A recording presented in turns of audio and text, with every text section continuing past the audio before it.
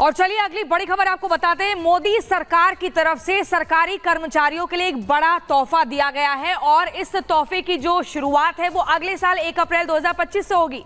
दरअसल हम जिक्र कर रहे हैं यूपीएस यानी कि यूनिफाइड पेंशन स्कीम की, और ऐसे में अब सरकारी कर्मचारियों के पास विकल्प होगा ओपीएस, यूपीएस और एनपीएस में से किसी भी एक को चुनने का। पूरी खबर इस रिपोर्ट में देखिए।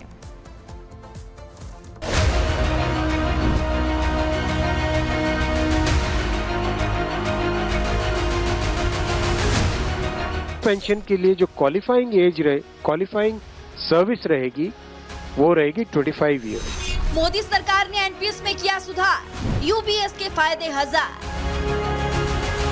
नई पेंशन योजना, सरकारी कर्मचारियों को क्या क्या मिलेगा? मोदी सरकार ने तोहफा दिया, खिल उठा सरकारी कर्मचारियों का चेहरा।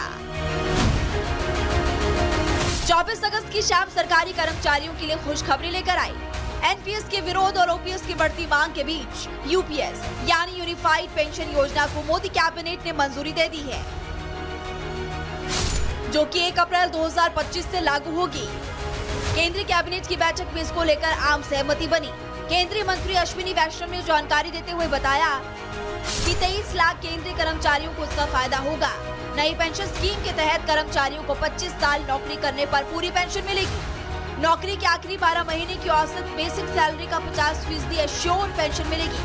10 साल से ज्यादा नौकरी करने वाले कर्मचारियों को 10,000 रूपए पेंशन मिलेगी और कर्मचारी की मौत के बाद परिवार को पेंशन 60% दी जाएगी। यूनिफाइड पेंशन स्कीम यूपीएस वो रिटायरमेंट से पहले के 12 महीनों की एवरेज बेसिक पे का 50% होगा। क्वालिफाइंग सर्विस रहेगी वो रहेगी 25 इयर्स, यानी 25 वर्ष तक अगर किसी ने काम किया है, सेवा की है, तो उसको फुल पेंशन यानी जो ये अश्योर्ड पेंशन का अमाउंट है वो मिलेगा। 25 साल से अगर कम है लेकिन 10 साल से ज्यादा है तो उसमें प्रोपोर्शनेट पेंशन रहेगी, प्रो रेटा वो पेंशन का अमाउंट बनेगा। मोदी सरकार ने नई पेंशन स्कीम जारी कर दी है, लेकिन ये भी जानना जरूरी है कि पुरानी और नई स्कीम में अंतर क्या है। Old pension scheme versus unified pension scheme. जैसे कि ओल्ड पेंशन स्कीम में रिटायर्ड कर्मचारियों को पेंशन अनिवार्य थी और यूनिफाइड पेंशन स्कीम की बात करें तो रिटायर्ड कर्मचारियों को इसमें भी पेंशन अनिवार्य है।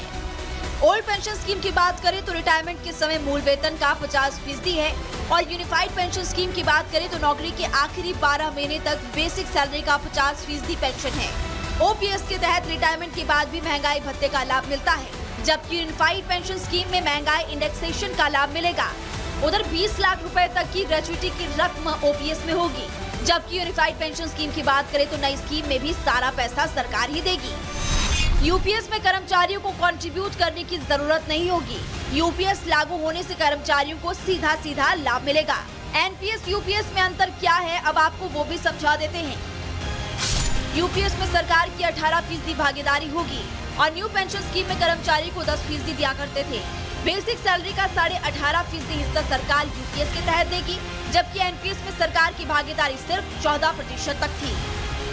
हालांकि सरकार का कंट्रीब्यूशन बढ़ने से सरकार पर 6,250 करोड़ रुपए का अतिरिक्त भार पड़ेगा, लेकिन ये कर्मचारियों के लिए एक बड़ी राहत लेकर आएगा।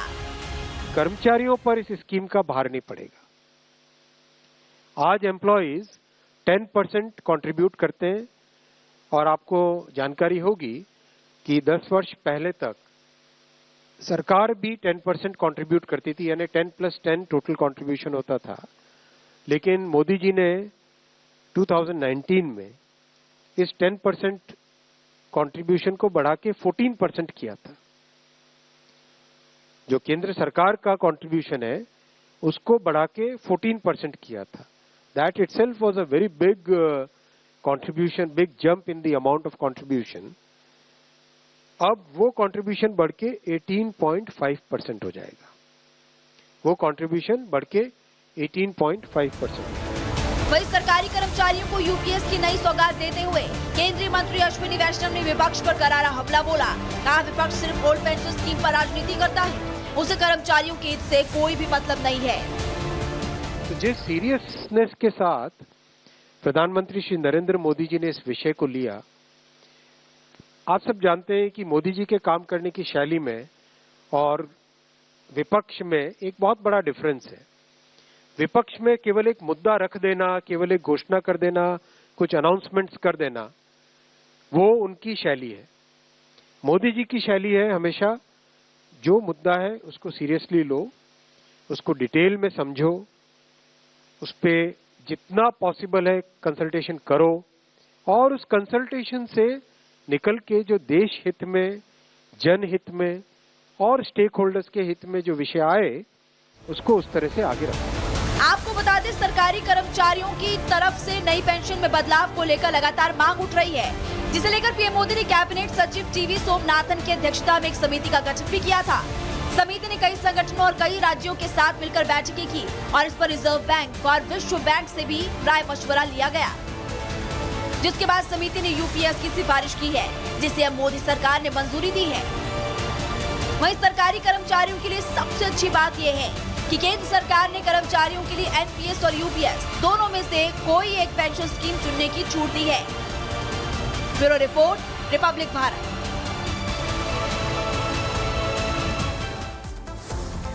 तो आपको बता दें, यूनिफाइड पेंशन स्कीम से अब जो सरकारी कर्मचारी हैं उनको और बेहतर लाभ देने की कोशिश हुई है, लेकिन इसके अलावा यूपीएस, एनपीएस और यूपीएस में क्या कुछ अंतर है वो हम आपको ग्राफिक्स के जरिए बताते हैं।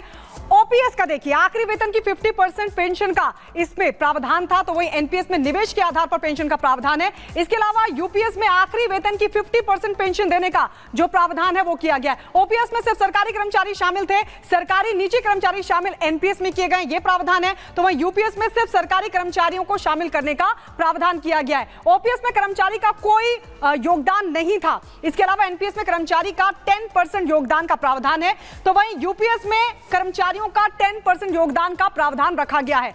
ओपीएस में सरकार करती थी सारा योगदान, यह प्रावधान था ओपीएस में। एनपीएस में सरकार देती है 14% योगदान, तो वहीं यूपीएस की अगर बात करें तो सरकार 18.5% का योगदान देगी, यह प्रावधान इसमें किया गया है।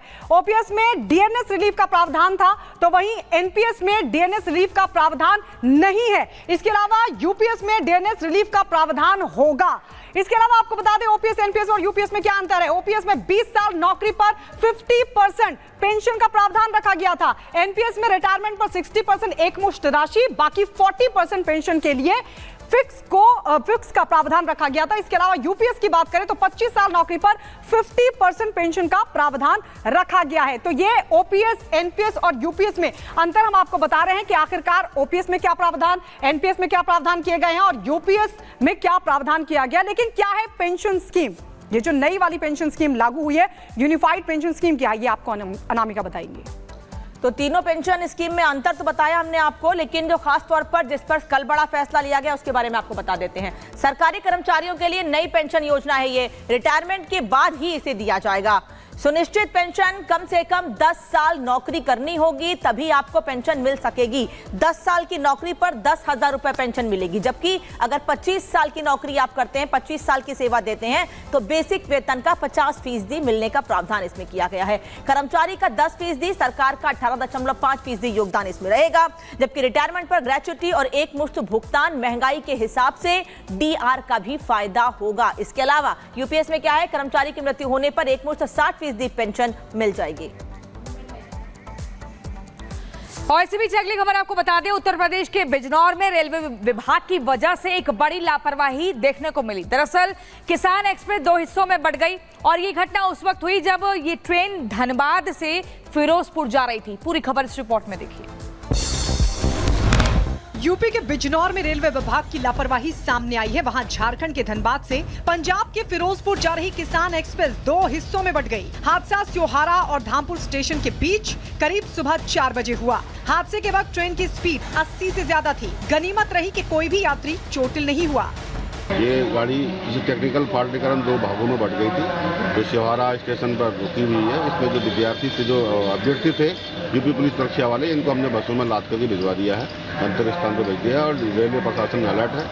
बताया गया कि S3 और S4 डिब्बे को जोड़ने वाली बोगी की कपलिंग टूट गई, जिसकी वजह से इंजन 13 डिब्बों को लेकर 4 किलोमीटर आगे निकल गया, जबकि 8 डिब्बे पीछे छूट गए। इतना ही नहीं, रेलवे विभाग की ऐसी लापरवाही कि ड्राइवर का गार्ड से संपर्क नहीं हो सका। काफी देर बाद हादसे का पता चला, जिसके बाद अफसरों को सूचना दी गई। घटना की जानकारी मिलने के बाद रेलवे टीम मौके पर पहुंची और हादसे की जांच में जुट गई। Bureau report, Republic Bharat.